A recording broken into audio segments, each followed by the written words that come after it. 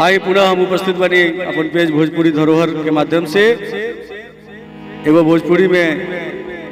दुर्गा जी के गीत लेके जेकर रचना फुन्ना जी के कैल बा। ए गीत के तबला पर हमरा साथे धर्मेंद्र जी। कैसन माहौल बा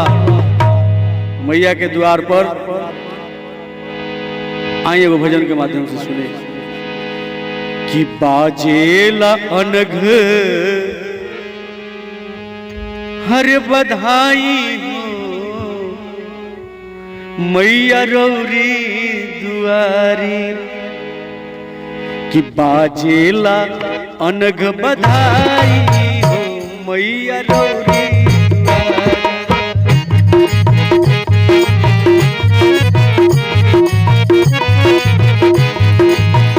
रौरी दुआरी मैया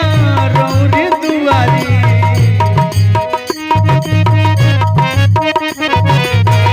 रौरी दुआरी मैया रौरी दुआरी, बाजेला बाजेला अनघ बधाई मैया रौरी, बाजेला अनघ बधाई मैया रौरी।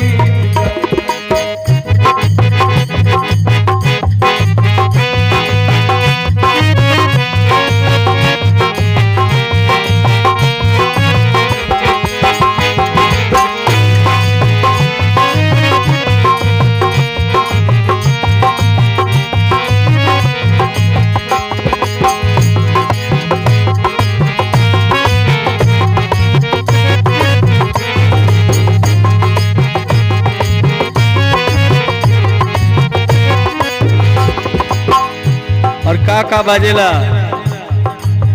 ढोलक झाल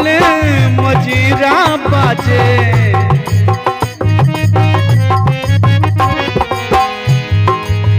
भक्तन के भीड़ देखी भइल बयाजे,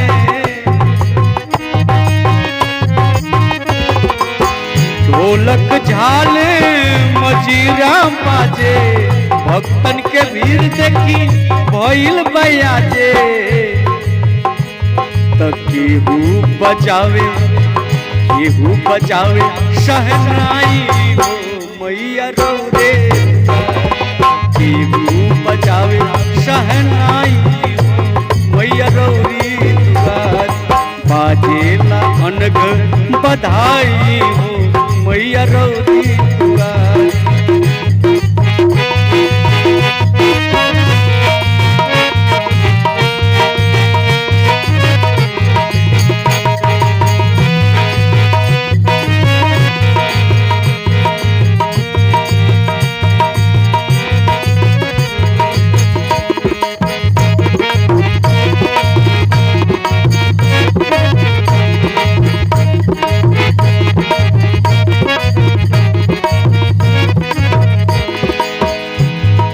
लड्डुआ पेड़ा के ढेरे लगल बा,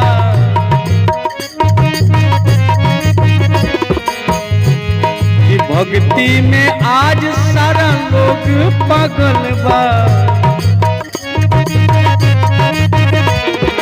लड्डुआ पेड़ा के ढेर लगल बा, भक्ति में आज सारा लोग पागल बा, किस्म अरे किस्म किस्म के मिठाई हो मैया रौरी, किस्म किस्म के मिठाई हो मैया रौरी दुआर, बाजेला अनघ बधाई हो मैया रौरी दुआर।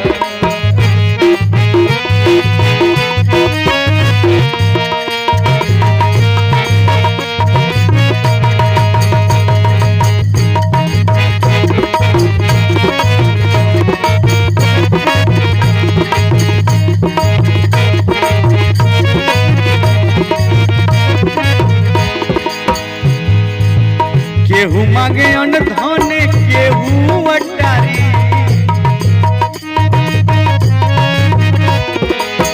केहू मांगे बेटा के नौकरी सरकारी,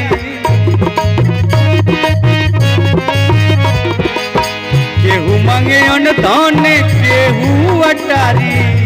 केहू मांगे बेटा के नौकरी सरकारी, केहू मांगे माखन मलाई आज रउआ, केहू मांगे माखन